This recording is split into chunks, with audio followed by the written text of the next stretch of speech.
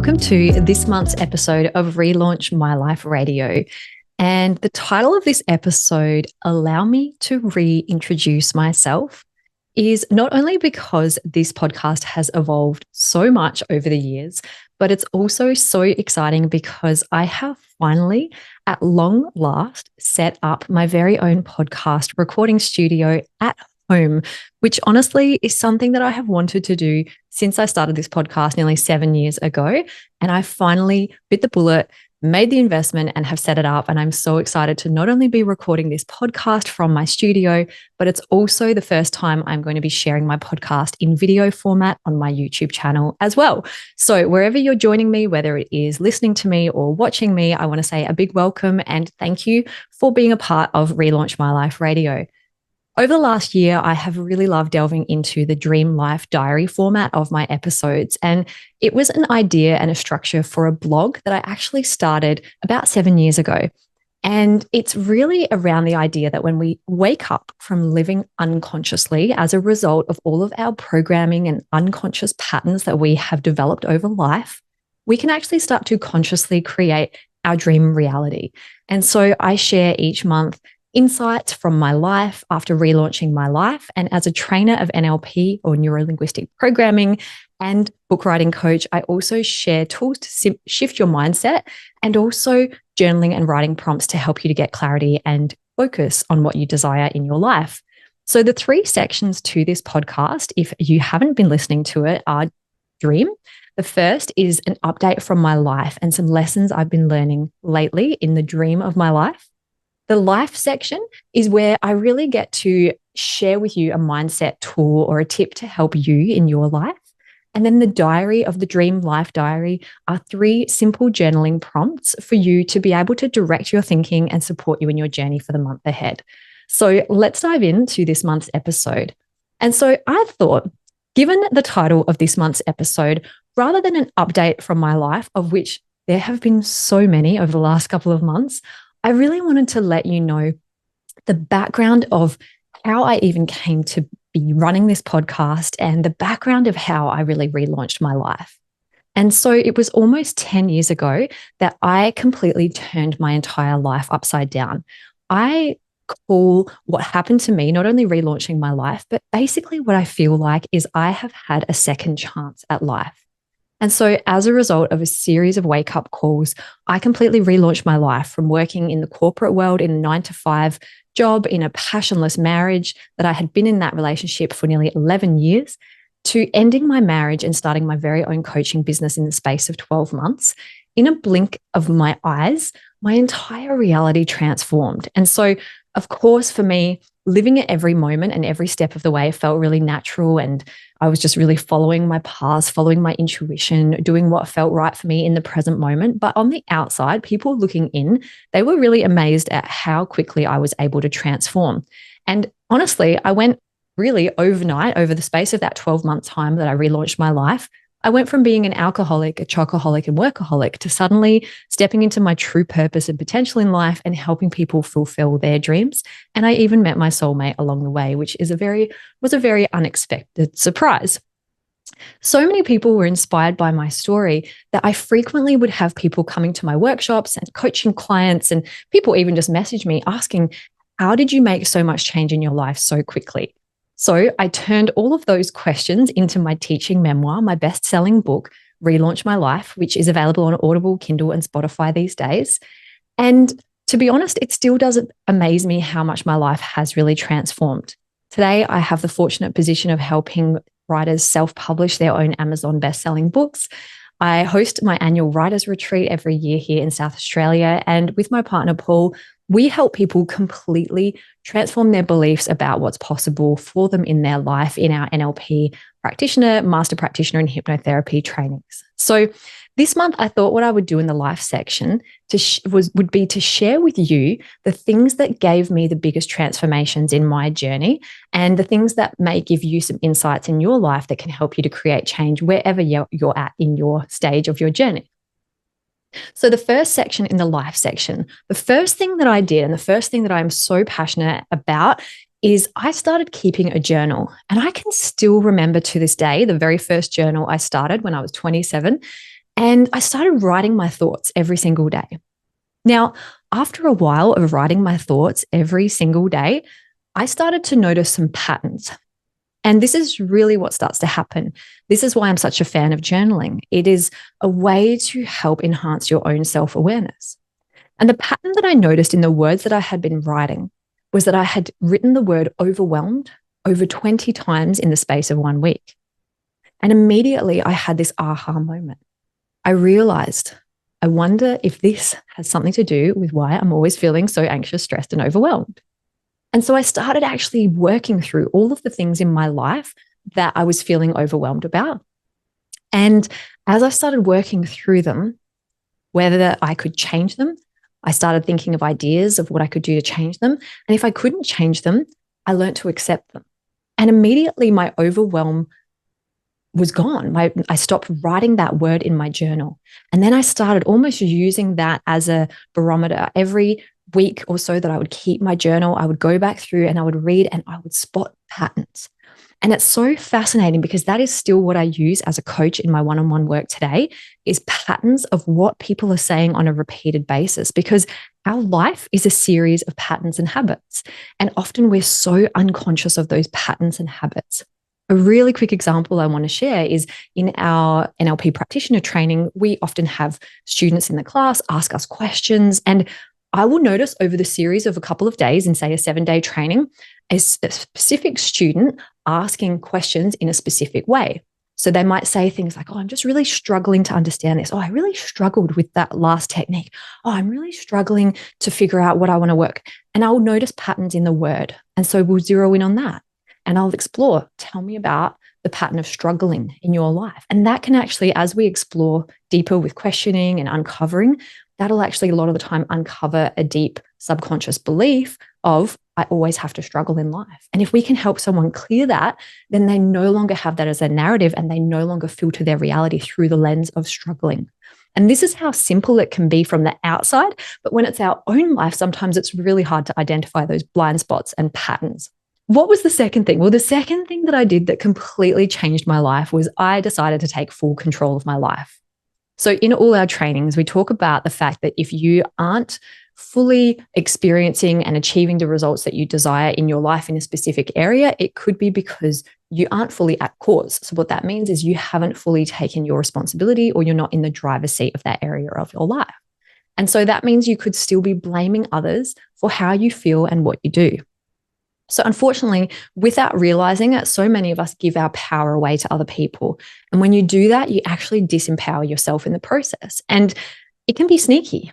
You could be giving your power away to feeling tired.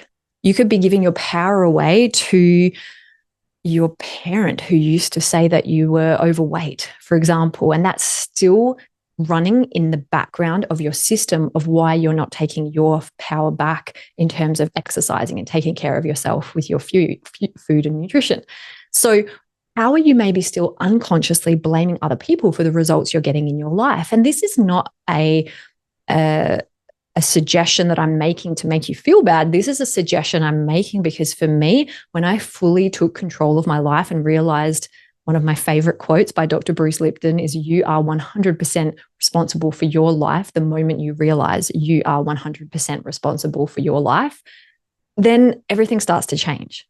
You get in the driver's seat. And I think that's where we all want to be in our lives. We want to be in the driver's seat of our own life and our own reality. And so who's driving your life? Are you in the driver's seat, or are you letting your partner drive your life? Are you letting your children drive your life? Are you letting your boss drive your life?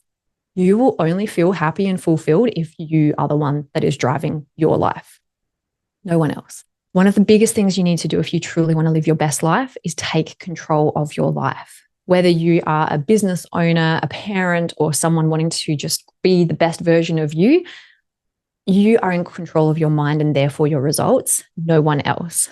And a really simple personal example was in my late 20s, when I was relaunching my life, I had been in a very heavy binge drinking culture in my workplace.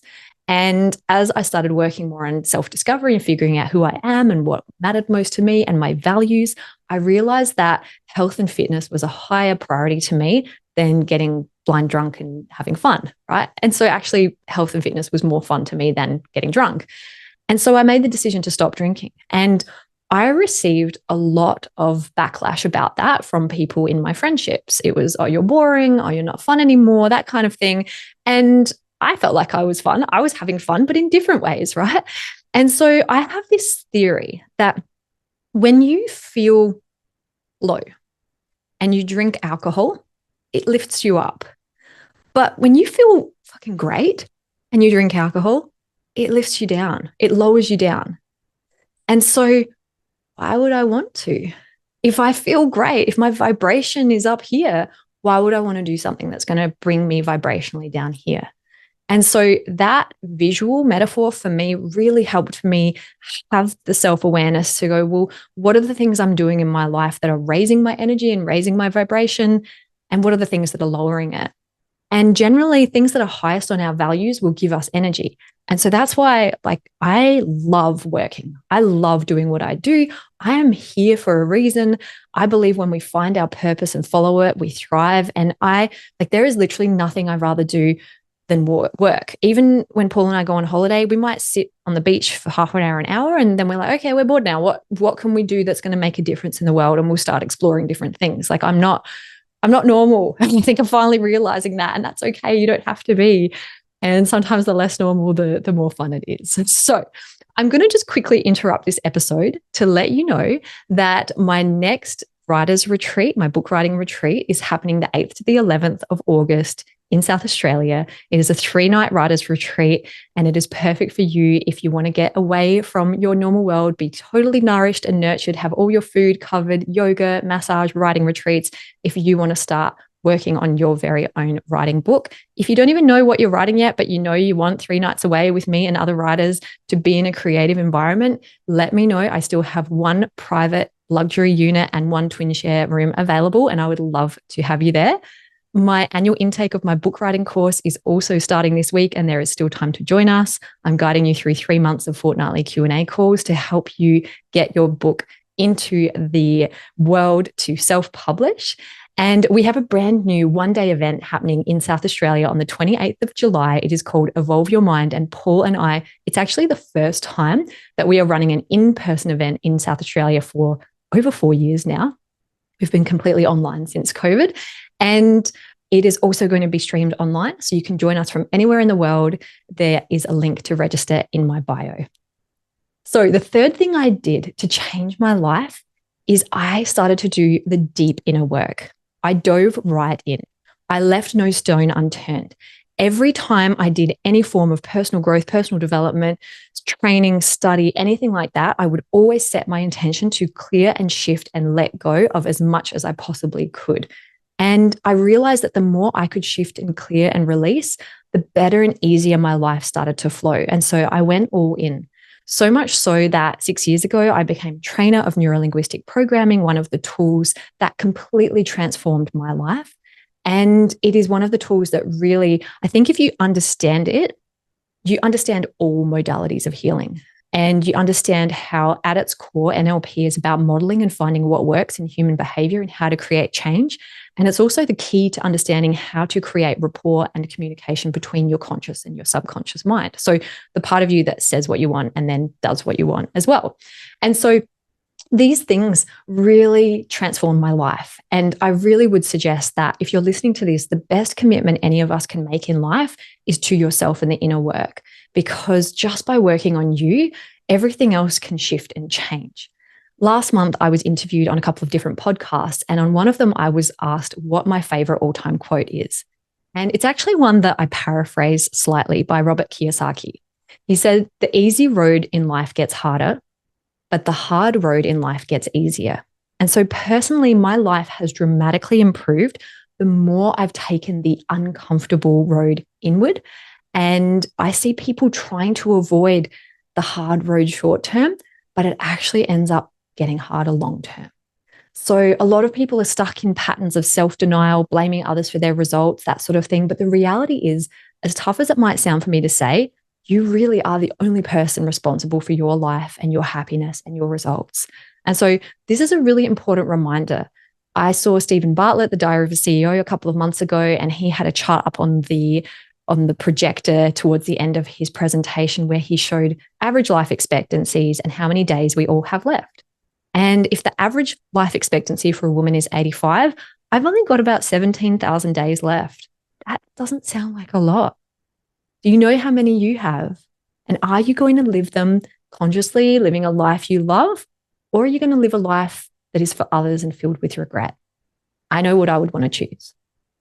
So in the diary section of this month's episode, I'm going to share with you some prompts to help you to get self-awareness, clarity, and even create some shifts.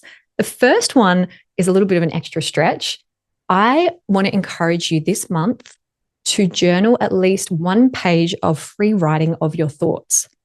So without judgment, just thoughts, jot them all down. And you can even start with, how are you, Juliet? Sometimes if I don't know where to start, I will ask, how are you? And I will answer it. So you can actually use your conscious mind to ask the questions, and then your unconscious mind will fill in the blanks. It's really funny. Your subconscious or your unconscious mind loves to finish sentences. So if I start you will tend to finish it in your own mind. Right? And that's what happens. We do what's called a transderivational search at the unconscious level for answers and solutions. And so sometimes by using your conscious mind to ask yourself the questions, your unconscious will give you the answers if you create that space. For me personally, the best thing I like to do when I journal is be on my own, usually laying on my bed. I'll put on some sort of meditation or shamanic or spiritual music, and I'll put my phone away, turn it off, or put it on flight mode. And I will just ask myself some questions and answer whatever comes up intuitively. So the second journaling prompt, after you've done your 1 page of free writing, bonus points if you highlight any repeated or patterned words. That's a little extra stretch. And the second thing I want you to consider is, who or what have you been giving your power away to? And a great indicator of this is the areas in your life where you aren't achieving your goals. And you can really think about who or what you've been giving your power away to, or how you've been maybe making excuses or blaming in that area. And then the last thing I want you to consider is, what is one thing you can do this month to commit to doing the deep inner work? Is it getting a coach? Is it coming to our 1-day event at the end of the month? Whatever it is, think about it, make a commitment, book it in, make it happen, because I know your future you will be so grateful. And remember, the easy road gets harder, but the hard road gets easier. So do the short-term hard things and your life will improve. So thank you so much for tuning into this month's episode. It was really exciting to record this from our brand new studio. And thank you. If you did watch on YouTube, leave me a comment below. And also you can click the subscribe button for more updates on my monthly podcasts. We are going to be sharing a lot more content out there in the community. Really, our vision is to help as many people as we can. We have a vision. We want to help over 1 million people evolve globally and really help shift and change the consciousness of the planet.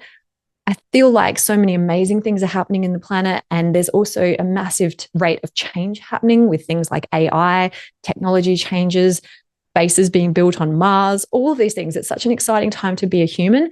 There's also a lot of fear and uncertainty that then unravels for people. But I would say, one of the things that I've really learned in all of the healing and the clients that I've worked with is, it's a potent illusion, but fear is an illusion. And I really believe that our one true core emotion is love, and everything else is a derivative of fear and therefore an illusion. And so the work that I do helps people get to a place where they can recognize it for what it is. And we're always going to feel feelings of growth every time we do something new. Every time the world shifts and there's new things introduced, you're going to have those feelings of uncertainty. Feelings of growth are what we label them as. And if you can step into them and take a deep breath and label it as, oh, this is just what it feels like to grow, then it's not as scary in the long run. So thank you for tuning into this month's episode. And I hope to see you at our event on the 28th of July, Evolve Your Mind. We would love to see you there. And as always, I'm just wishing you so much love and respect for wherever you are on your growth journey.